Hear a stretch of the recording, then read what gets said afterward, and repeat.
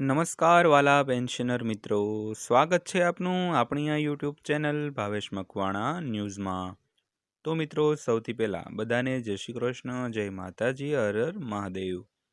તો આજના વિડીયોમાં આપણે ખૂબ સરસ મજાની એક વાત કરવાના છીએ, જે પેન્શનરો અને નિવૃત્ત કર્મચારીઓ માટે આજ સાંજે 7 વાગે થઈ છે એક કામની જાહેરાત।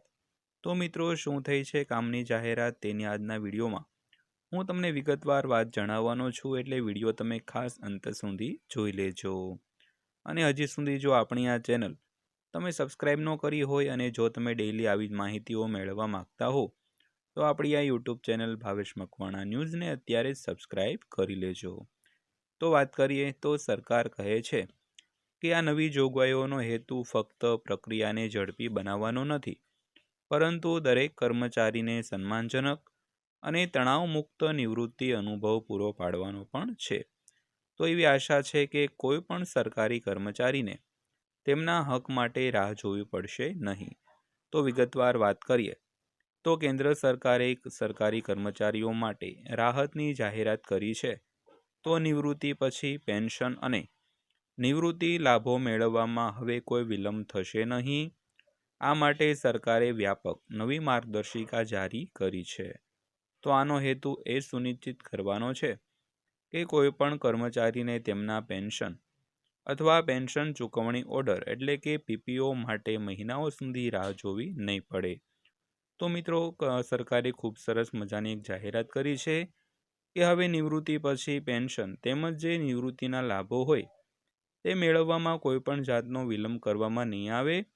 અને આનો હેતુ એ સુનિશ્ચિત કરવાનો છે કે કોઈ પણ કર્મચારી હોય તેના પેન્શન અથવા તો પીપીઓ એટલે કે પેન્શન ચૂકવણી ઓર્ડર માટે હવે મહિનાઓ સુધી રાહ જોવી નહીં પડે।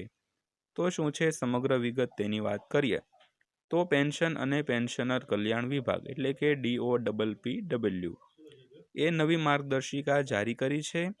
તો બધા મંત્રાલયો અને સરકારી વિભાગોને નિવૃત્તિ પહેલાં પીપીઓ જારી કરવાની ખાતરી કરવામાં કહેવામાં આવ્યું છે। તો સરકારે તમામ વિભાગોને કર્મચારીઓની સર્વિસ બુક ડિજિટલાઇઝ કરવાનો આદેશ આપ્યો છે। તો હવે દરેક કર્મચારીનો રેકોર્ડ EHRMS સિસ્ટમ પર ઓનલાઈન હશે, જેનાથી પેન્શન પ્રક્રિયા છે તે વધુ પારદર્શક બનશે। ત્યારબાદ વાત કરીએ તો હવે દરેક વિભાગમાં પેન્શન મિત્ર બનાવવામાં આવશે।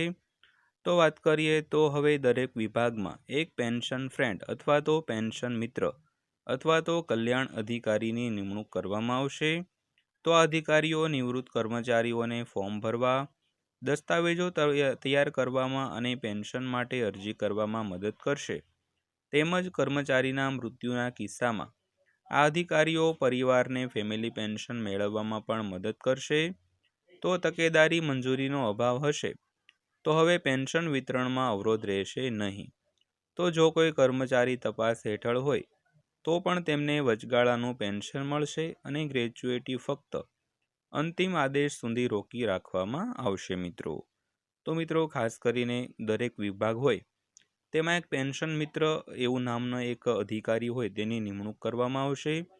અને તે વિભાગના કર્મચારીઓ અને પેન્શનરો હોય તેને કોઈ પણ જે ફોર્મનું કામ હોય, કાગળ કાર્યવાહી હોય, દસ્તાવેજો તૈયાર કરવાના હોય અને કર્મચારીના મૃત્યુના કિસ્સામાં આ અધિકારીઓ પરિવારને ફેમિલી પેન્શન મેળવવામાં પણ મદદ કરશે। એવી રીતે દરેક વિભાગમાં હોય તે એક પેન્શન મિત્ર છે તે રાખવામાં આવશે। ત્યારબાદ જો વાત કરીએ તો ભવિષ્ય પોર્ટલનો ઉપયોગ કરવો જરૂરી છે। તો સરકારે તમામ મંત્રાલયોને ભવિષ્ય પોર્ટલ સાથે જોડાવાનો આદેશ આપ્યો છે।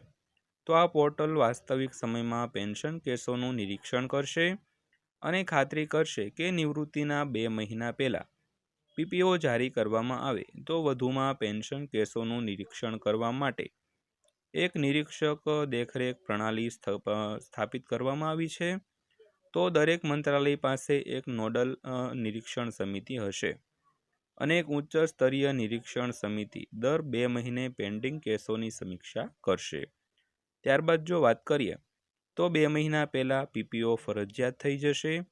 તો CCS પેન્શન નિયમો 2021 હેઠળ હવે કર્મચારીનો પીપીઓ અથવા તો EPPO નિવૃત્તિના ઓછામાં ઓછા 2 મહિના પહેલાં જારી કરવાનો આદેશ આપવામાં આવ્યો છે. તો સરકાર જણાવે છે કે આ નવી જોગવાઈઓનો હેતુ ફક્ત પ્રક્રિયાને ઝડપી બનાવવાનો નથી, પરંતુ દરેક કર્મચારીને સન્માનજનક અને તણાવમુક્ત નિવૃત્તિનો અનુભવ પૂરો પાડવાનો પણ છે. તો એવી આશા છે કે કોઈ પણ સરકારી કર્મચારીને તેમના હક માટે હવે રાહ જોવી પડશે નહીં. તો પેન્શનર મિત્રો, ખાસ કરીને નિવૃત્ત કર્મચારીઓ અને પેન્શનરો માટે આજ 7 વાગ્યાની આ જાહેરાત હતી. જો તમને જાહેરાત પસંદ આવી હોય તો વિડીયોને લાઇક કરજો અને આવા જ વિડીયો જોવા માટે આપણી આ ચેનલ સાથે જોડાઈ જજો. તો ફરીવાર પાછા મળીશું એક નવા વિડીયો સાથે, નવી માહિતી સાથે. ત્યાં સુધી સૌને જય હિન્દ, વંદે માતરમ.